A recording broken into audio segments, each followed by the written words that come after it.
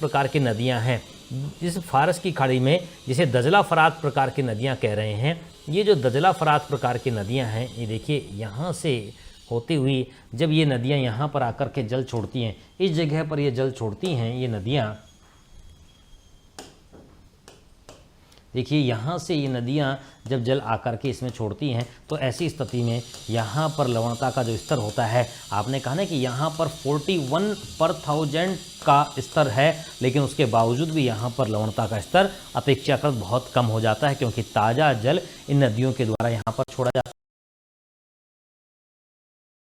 काला सागर जो है ब्लैक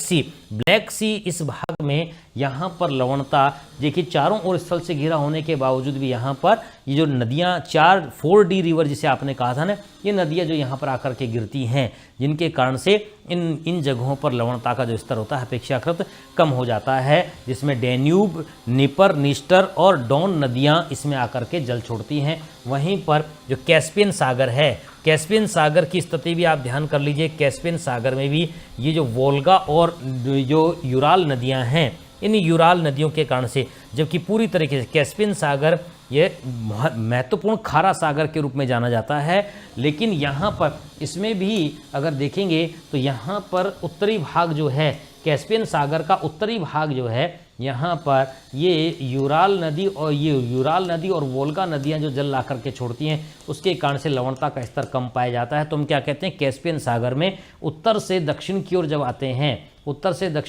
आते हैं तो लवणता क्रमशः बढ़ती जाती है। उसका कारण क्या है? उसका कारण यही है कि यहाँ पर इस जगह पर यह जो खारापन है, यहाँ पर वोल्गा और यूराल जैसी विशाल नदियों के द्वारा ताज़ा जल जो छोड़ा जाता है, उसके कारण से यहाँ का लवणता का स्तर कम हो जाता है।